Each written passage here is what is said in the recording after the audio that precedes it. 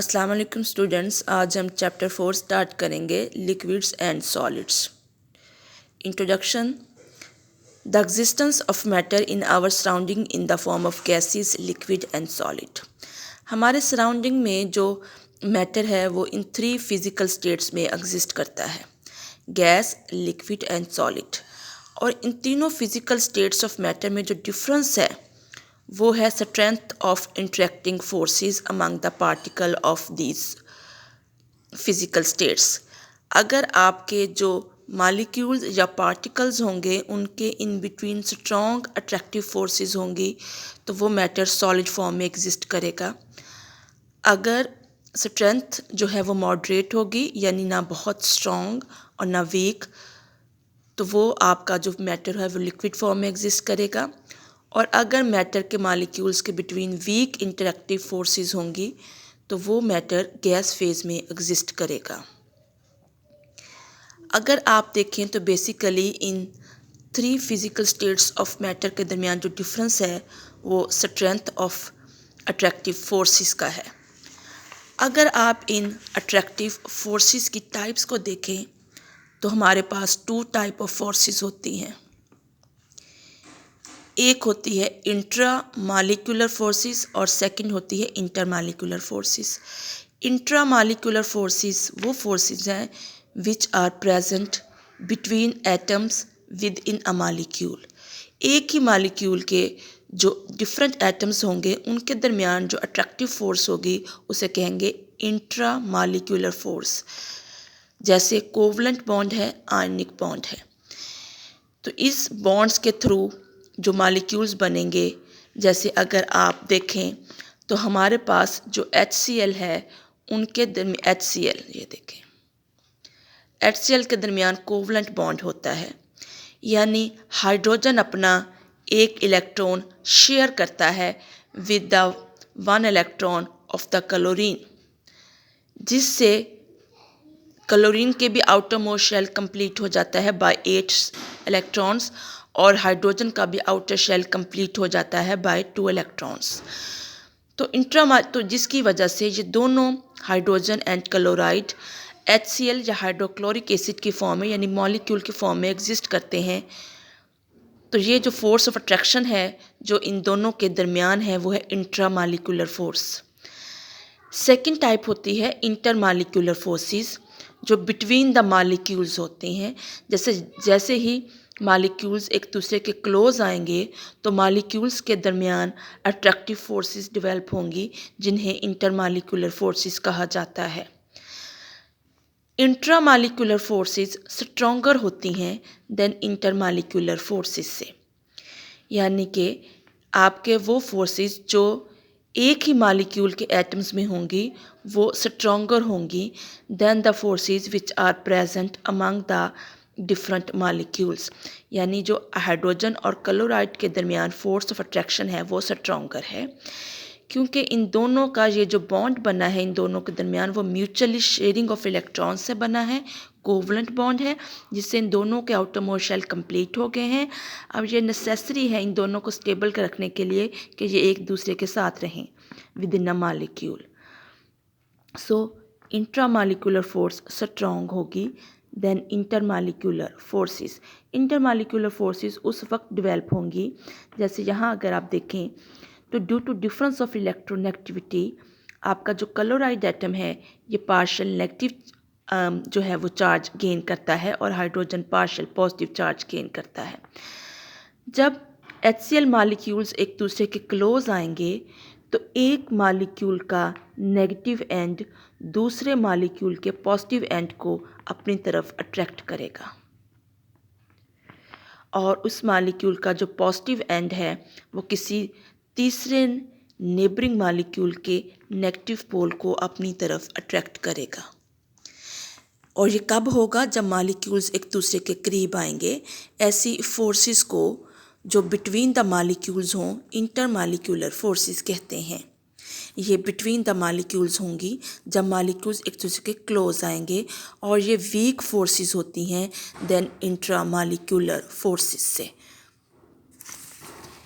तो बेसिकली आपको intermolecular forces का टॉपिक जो है आपके इस चैप्टर में पढ़ाया जाएगा कि जब मालिक्यूल्स एक दूसरे के करीब आएंगे, when HCl molecule in the neighbourhood attract each other, जब एक दूसरे को अट्रैक्ट करेंगे तो जो फोर्स डेवलप होगी उसे कहते हैं intermolecular forces, and these force of attractions are weaker than the force which are present within the one molecule. Such intermolecular forces are called the van der Waal forces.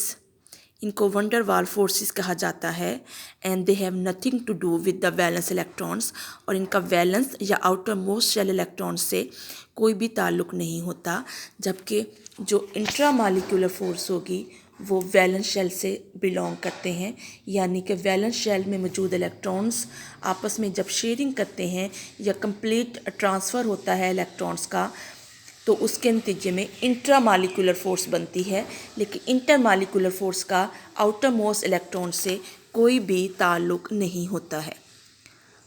These intermolecular forces bring the molecules close together, इसकी वजह से molecule एक दूसरे के करीब आते हैं, and give particular physical properties to the substance in gaseous, liquid and the solid form. Such type of forces are mentioned here. Number 1, dipole forces. Number 2, ion dipole forces. Number 3, dipole induced dipole forces. And the number 4, instantaneous dipole induced dipole forces or London dispersion forces. They are 4 types of the intermolecular forces, और इन forces को हम one by one पढ़ेंगे. सबसे first जो intermolecular force है वो है dipole forces. Dipole forces को आप बेस्ट अंडरस्टैंड इस HCl मालिक्यूल के ही कर सकते हैं कि जब HCl मालिक्यूल एक दूसरे के क्लोज आते हैं तो अगर आप देखो तो due to difference of electronegativity the atom which have greater value of electronegatiivity attract this shared pair of electron toward itself and gain the partial negative charge, and as a result of this hydrogen gain a partial positive charge, जिससे एक ही molecules के अंदर positive और negative 2 poles बन जाते हैं. अब ये मालिक्यूल है डायपोल मीन यानी 2 पोल्स पॉजिटिव एंड नेगेटिव. जब एक डायपल दूसरे डायपल के करीब आएगा, जब ये HCl मालिक्यूल एक दूसरे के करीब आएंगे तो एक डायपल का नेगेटिव एंड दूसरे डायपल के पॉजिटिव एंड को अट्रैक्ट करेगा, and this force of attraction is called the dipole forces. एक डाइपल का नेगेटिव दूसरे के पॉजिटिव को और उसका पॉजिटिव तीसरे के नेगेटिव को अट्रैक्ट करेगा. Such type of forces which are present between dipoles यानी कि वो मालिक्यूल जिनमें 2 पोल्स बने, वो पोल्स बनेंगे due to difference of electronegativity between the bonded atoms से.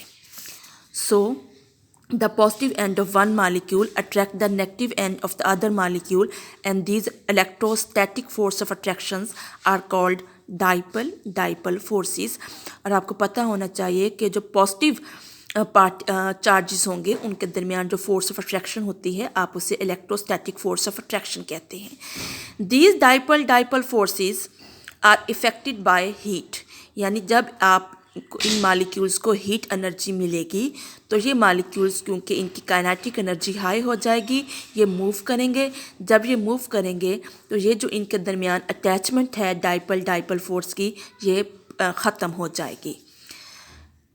There is a net attraction develop between the polar molecules, ये polar molecules के दरमियान फोर्स होगी, डाइपल फोर्स कहेंगे. And this are approximately 1% as effective as a covalent bond, क्योंकि ये intermolecular force की type है. इंटरमालिक्यूलर फोर्सेस वीकर होती हैं than intramolecular forces like covalent bond, but ये जो आपका इंटरमालिक्यूलर फोर्सेस है ये 1% इस इफेक्टिव है एज कोवलेंट बॉन्ड. अब हम पढ़ेंगे factor affecting the strength of dipole forces. Number 1 factor electronegativity difference.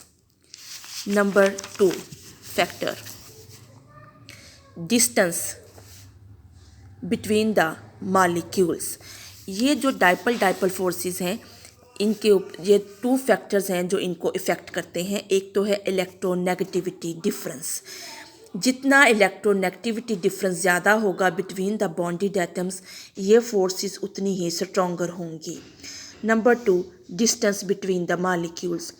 The distance between molecules in the gaseous phase are greater, so these forces are very weak in the gas phase। जितना between the molecules के between ये forces होंगी, अगर molecules के दरमियान distance ज़्यादा है तो ये forces weak होंगी, अगर इनके molecules के between जो distance है वो small है तो ये forces stronger होंगी। तो ये forces जो हैं वो ज़्यादा स्ट्रॉन्ग कहाँ होंगी, ये फोर्सेस ज़्यादा स्ट्रॉन्ग जो हैं वो लिक्विड के अंदर होंगी या सॉलिड के अंदर। सॉलिड में सबसे स्ट्रॉन्गर होंगी क्योंकि उनके पार्टिकल्स में मालिक्यूल्स में डिस्टेंस कम होता है। उसके बाद लिक्विड, और सबसे वीक ये फोर्सेस होंगी गैसियस फेज़ में, क्योंकि गैसियस फेज़ में मालिक्यूल्स के दरमियान डिस्टेंस ज़्यादा होता है। डिस्टेंस ज़्यादा होने से ये फोर्सेस वीक हो जाएंगी। एग्जाम्पल जहाँ जो दी हुई हैं आपको वही HCl मालिक्यूल्स के बिटवीन है and the molecule of chloroform।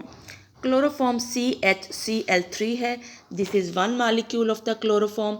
यहाँ देखें कार्बन और क्लोरीन के दरमियान डिफरेंस ऑफ इलेक्ट्रोनेगेटिविटी की वजह से chloride which have more electronegative attain the partial negative charge, as a result of this carbon attain the partial positive charge. इन तीनों क्लोराइड्स के ऊपर पार्शियल नेगेटिव चार्ज होगा, कार्बन के ऊपर क्योंकि ये लेस इलेक्ट्रोनेगेटिव है देन क्लोराइड, इसके ऊपर पार्शियल पॉजिटिव। हाइड्रोजन कार्बन से भी लेस इलेक्ट्रोनेगेटिव है इसलिए इसके ऊपर भी partial positive. This is one molecule of chloroform and this is the second molecule of chloroform. आप देखें कि आपका वन नेगेटिव और negative end of one dipole attract the positive end of the other dipole, and such type of forces are called the dipole forces। Greater the strength of these dipole forces, greater are the thermodynamic parameters। जितनी ये forces stronger होंगी उतना ही melting point ज़्यादा होगा, boiling point ज़्यादा होगा, heat of vaporisation ज़्यादा होगी और हीट ऑफ सब्लिमेशन ज़्यादा होगी। अगर ये फोर्सेस वीक होंगी तो वो आपका जो मैटर होगा वो इजीली मेल्ट हो जाएगा, इजीली बॉयल हो जाएगा, उसका हीट ऑफ वेपोराइजेशन कम होगा और हीट ऑफ सब्लिमेशन भी कम होगा। लेकिन अगर इनकी स्ट्रेंथ ज़्यादा है, ये स्ट्रॉन्गर हैं, तो it is difficult to melt. तो मेल्टिंग पॉइंट भी ज़्यादा होगा, बॉइलिंग पॉइंट भी ज़्यादा होगा, हीट ऑफ वेपोराइजेशन और हीट ऑफ सब्लिमेशन भी ज़्यादा होगी।